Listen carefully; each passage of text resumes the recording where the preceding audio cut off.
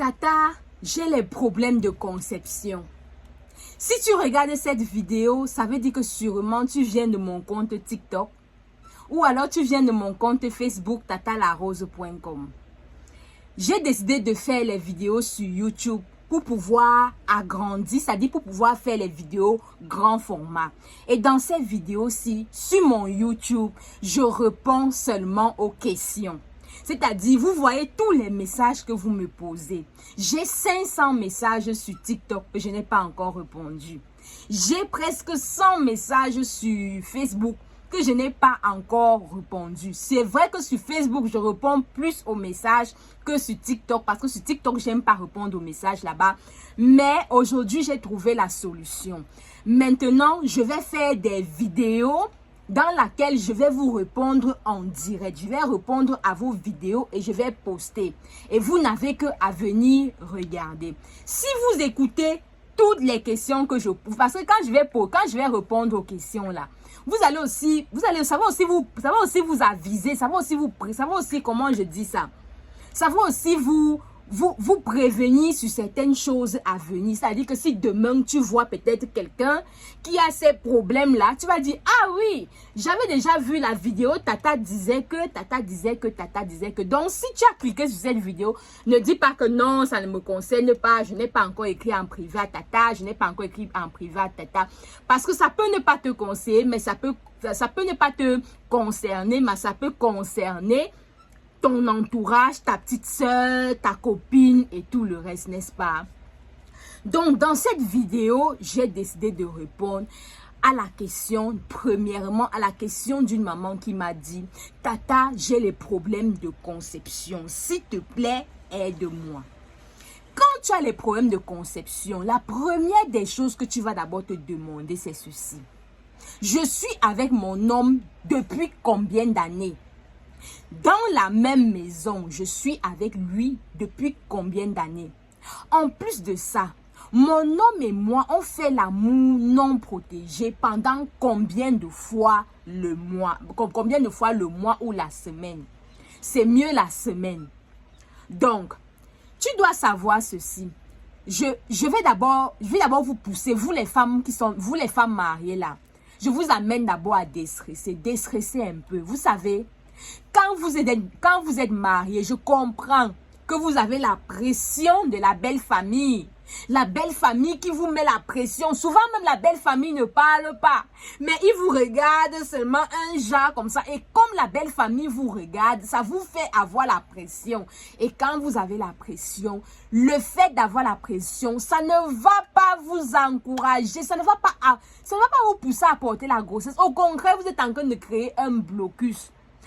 Vous n'allez pas empêcher à la belle famille, vous n'allez pas empêcher à votre belle famille de vous regarder un genre quand vous n'arrivez pas à concevoir. Mais quand ils vous regardent un genre, ce que vous devez faire, c'est ceci. Vous devez mettre dans votre tête que ce n'est pas vous qui décidez à quel moment vous devez tomber enceinte ou pas. C'est Dieu qui donne les enfants. Vous comprenez, non? Donc, baissez d'abord la pression. Si tu es trop stressé, quand une femme est trop stressée, ça n'encourage pas son corps à fusionner bien avec le spermatozoïde de son mari.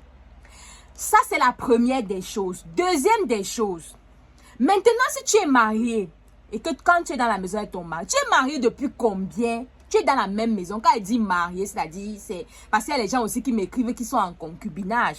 Quand je dis marié, c'est pour dire, tu vis dans la même maison, communauté de vie, avec ton mari depuis combien d'années? Tu ne peux pas être seulement avec un homme, tu es dans la même maison avec lui depuis 6 mois. Et tu commences déjà à stresser que tu n'arrives pas à concevoir. Pour qu'on puisse dire médicalement que tu as les problèmes de conception, il faut que tu sois dans la même maison avec ton mari pendant 1 an et plus. 1 an minimum et plus. Donc si tu es marié, ça fait moins d'1 an et que tu n'as pas encore conçu, ma chérie, souffle encore un peu, respire. Même si tu es marié, ça fait plus d'1 an, tu n'as pas conçu.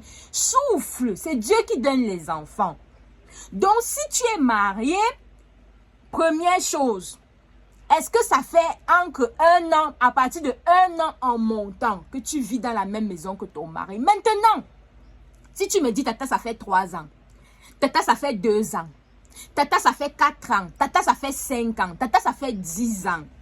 La question que je vais te poser, c'est que ton mari, il fait l'amour avec toi non protégé. Quand je dis faire l'amour avec toi non protégé, ça dit amour sans le préservatif, quoi. Parce que les couples qui utilisent le préservatif. Vous allez venir me dire, ah Tata, est-ce qu'un homme qui est marié, un couple, vous êtes marié, vous utilisez le préservatif? Il y a les gens qui ont fait le choix d'utiliser le préservatif. Il y a les femmes que elles utilisent, leur couple, ils n'utilisent pas le préservatif, mais la femme a mis l'implant, la femme a mis quelque chose. Est-ce que toi, tu as mis un moyen de contraception? Est-ce que ton mari et toi, vous êtes vraiment comme vous êtes venus sur Terre? C'est-à-dire que sans implant, sans contraceptif et rien du tout. Si vous savez que vous n'avez pas tout ça, si vous savez que vous n'utilisez pas tout ça et que vous faites vraiment l'amour non protégé, combien de fois par semaine? Vous savez, l'erreur que certaines personnes font, c'est qu'elles disent, ah oui, on a fait l'amour pendant la période féconde. Il ne suffit pas de faire seulement l'amour pendant la période féconde. Surtout pour les femmes qui ont les règles irrégulières. Quand tu as les règles irrégulières, tu ne vas pas t'hasarder à aller faire l'amour avec ton mari seulement pendant la soi-disant période féconde. Il faut que tu maximises. Toutes les femmes qui m'ont écrit, qui m'ont dit que elles avaient les périodes irrégulières, savent, je les ai toujours posé ça. Je les ai toujours dit ça. Quand tu es dans la maison avec un homme et que tu as les règles irrégulières, tu dois maximiser au plus tes chances de tomber enceinte. C'est-à-dire que si c'est que ton mari, il a moyen de faire l'amour avec toi 1 jour sur 2, il n'y a pas de problème. C'est mieux qu'il fasse l'amour avec toi 1 jour sur 2. 1 jour sur 2, c'est-à-dire, imaginons aujourd'hui, je tourne cette vidéo, nous sommes mardi. Si ton mari fait l'amour avec toi mardi, mercredi, il n'est pas obligé de faire l'amour avec toi. Jeudi, il doit faire l'amour avec toi. Vendredi, il n'est pas obligé de faire l'amour avec toi. Samedi, il doit bien te faire l'amour. Dimanche, il n'est pas obligé de faire l'amour avec toi. Lundi, il doit encore te faire l'amour. Vous comprenez un peu? C'est comme ça que vous devez faire. Maintenant, si vous faites ça, parce qu'il y a les gens qui me disent, ah Tata, on fait ça tous les jours, il est dedans. Bon, ok, maintenant si tu fais ça, est-ce que tu es allé à l'hôpital? Est-ce que tu es allé à l'hôpital avec ton mari? Parce que vous savez, dans les années 1800, les années 1900, même encore en l'an 2000, là, et même encore de nos jours, il y a les gens qui continuent à croire que quand il y a un problème de fécondité, de fertilité dans un couple, c'est à la femme qu'on doit jeter les pierres. Parce que pendant longtemps, on nous a menti, nous les femmes. Pendant longtemps, on nous a fait croire que oui, quand tu es dans le couple avec un homme qui est marié, avec un homme qui a eu un enfant dans le passé, oui, ça veut dire que c'est toi qui as les problèmes de fécondité. C'est faux! Ce n'est pas parce que tu es marié aujourd'hui et que ton mari a eu un enfant dans le passé que ça veut dire que c'est toi qui as le problème. Tu n'arrives pas à construire, ça veut dire que c'est toi qui as le problème. Ton mari peut avoir eu un enfant dans le passé, mais entre-temps, il est tombé malade. Ton mari peut avoir eu même 10 enfants dans le passé, mais entre-temps, il est tombé malade. C'est la même chose, non? Imaginons que toi, aujourd'hui, peut-être que tu es en santé. Demain, tu as la fièvre. Demain, tu as le palu. C'est la même chose. Ton mari, entre-temps, il peut avoir attrapé un problème, une maladie qui ne s'est pas manifestée et ça a endommagé son spermatozoïde. Qui sait? C'est pour ça que vous voyez, on dit souvent que c'est mieux de faire le bilan de santé 1 fois l'an. C'est mieux de faire le bilan de santé chaque année. Mais bon, là, on n'est pas sur ce sujet-là. Si tu as les problèmes de conception avec ton mari, vous devez aller à l'hôpital voir un gynécologue. Va à l'hôpital avec ton mari, vous voyez un gynécologue ensemble. Parce que toi, la femme, si tu pars seule, tu peux aller là-bas. Tu vois le gynécologue, il va te faire les examens. Il va faire les examens pour vérifier si tes trompes vont bien, si tes ovaires vont bien, si tu n'as pas les kystes, si tu n'as pas les fibromes, les myomes. Il va vérifier tout. Il va même te donner le traitement pour la fertilité.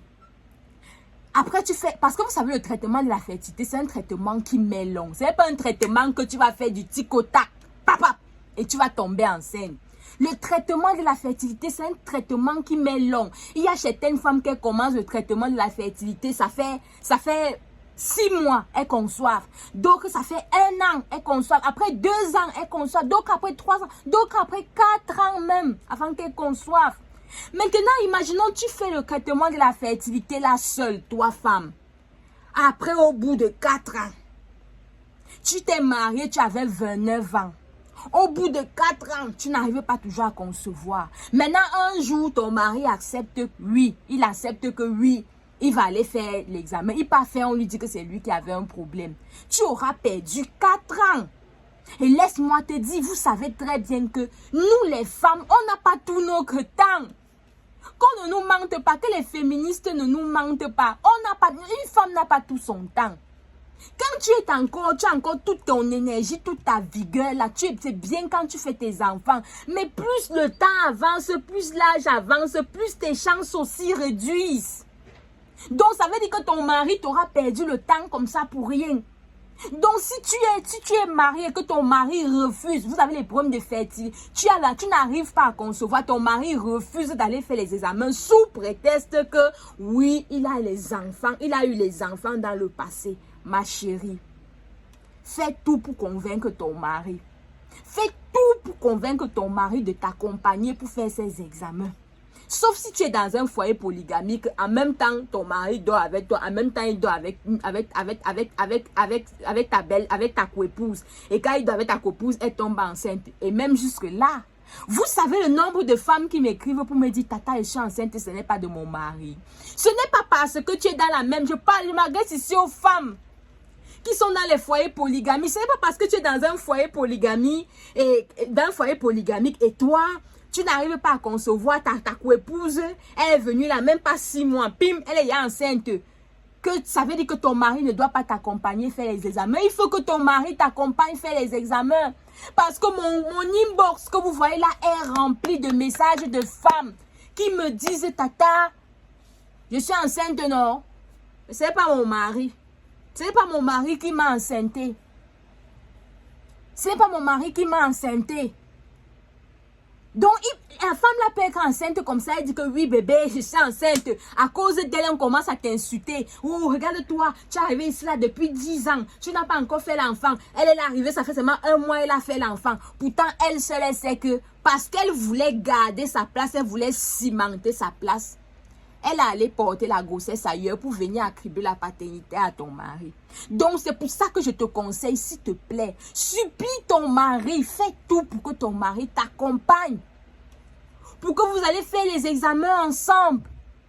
Il y a une femme qui m'a répondu un jour, Tata, mon mari n'a pas de problème, c'est sûrement moi qui ai le problème parce que mon mari bande bien. Ce n'est pas parce que ton mari bande bien, c'est pas parce que le sexe de ton mari se lève bien, c'est bien debout, bien dur, bien long, que ça veut dire que ton mari n'a pas les problèmes avec son spermatozoïde. Comme on dit souvent, la qualité, l'intérieur, l'emballage ne fait pas l'intérieur. Quelqu'un peut venir te donner un paquet comme ça, c'est beau, bien gros. Mais quand tu ouvres à l'intérieur, c'est une souris morte. Ton mari peut être là comme ça, il est bien debout, il se lève bien, il te touche bien, il te mougoue bien. Mais quand il te mougoue bien là, son sperme qui jouit là, c'est le sperme lolo. Et quand on dit que le sperme de quelqu'un est lolo, ça ne veut pas dire que le sperme là est comme l'eau comme ça. Ça ne veut pas dire que le sperme est liquide comme ça. Oh, ça ne coule même pas. Ça ne veut pas dire que le sperme est liquide. Le sperme de ton mari peut avoir la texture bien. Le sperme de ton mari peut avoir la texture bien lourde. Mais au fond, c'est un sperme inefficace. C'est pour ça que c'est important que tu convainques ton mari pour que vous deux, vous allez faire vos examens. Maintenant, si tu as réussi à convaincre ton mari et que vous deux, vous êtes allés faire les examens, il a fait pour lui, toi, tu as fait pour toi. Et maintenant, les médecins ont dit qu'il n'y a pas de problème. On vous a donné les traitements de la fertilité. Ne blague pas avec le traitement de la fertilité. Prends tes traitements et quand tu prends tes traitements, ne prends pas seulement le traitement de la fertilité, ajoute à ça la prière. Parce que c'est Dieu qui donne les enfants.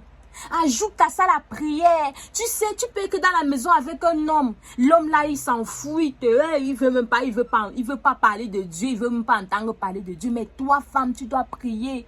Parce que demain, si demain là, ça arrive que oui, tu ne fasses pas d'enfant, c'est toi que vous connaissez. Nous sommes les Africains. C'est vrai, aujourd'hui, Dieu nous a fait grâce. On est en Europe et tout. Mais il y a les choses que, même si tu fais comment, tu es Africain. Vous connaissez très bien qu'en Afrique, il y a les valeurs africaines. Une femme doit avoir son enfant.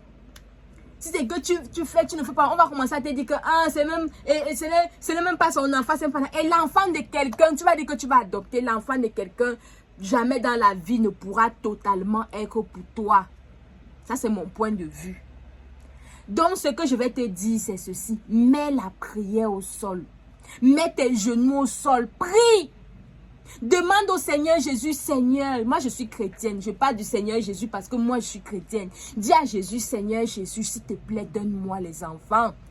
C'est toi qui donnes les enfants, donne-moi les enfants. Tu pries, en même temps tu ajoutes à ça l'hôpital. Vous comprenez, non? Tu pries et tu ajoutes à ça l'hôpital. Et au temps convenable, tu enlèves le stress parce que ce n'est pas ton stress. Le stress ne va pas faire que tu conçoives. Le stress ne va pas t'aider.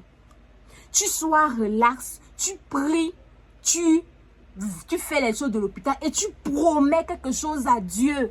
Si Dieu te donne l'enfant aujourd'hui, là, tu as fait comment de cet enfant-là? Vous connaissez les responsabilités que c'est. Vous connaissez ce que c'est qu'avoir un enfant. Les responsabilités que ça engendre. Souvent, tu fais l'enfant avec un homme comme ça. Tu finis de faire l'enfant avec un homme. Vous êtes mariés. Après, il t'abandonne. Il part épouser une autre femme. Ou même il rencontre, même s'il ne t'abandonne pas, il ne divorce pas avec toi. Mais il part avec une autre femme. Toi, tu restes seul avec l'enfant. Toi, la femme, tu restes seul avec l'enfant. C'est pour ça qu'il dit souvent aux gens que l'enfant, c'est plus l'enfant de la femme. Donc, il faut tout ça. Qu'est-ce que tu promets à Dieu si Dieu te donne l'enfant? Qu'est-ce que tu promets à Dieu? Pour lui et pour toi. Qu'est-ce que tu promets à Dieu qui va lui faire du bien et qui va te faire du bien aussi à toi? Il y a tout ça qui compte. J'espère que j'ai répondu à ta question par rapport à la fécondité et à la fertilité. N'hésitez pas à vous abonner à ma page YouTube, à mes comptes TikTok et ma page Facebook. Merci pour ceux qui me suivent, pour ceux qui partagent mes vidéos. Je vous aime. Bisous.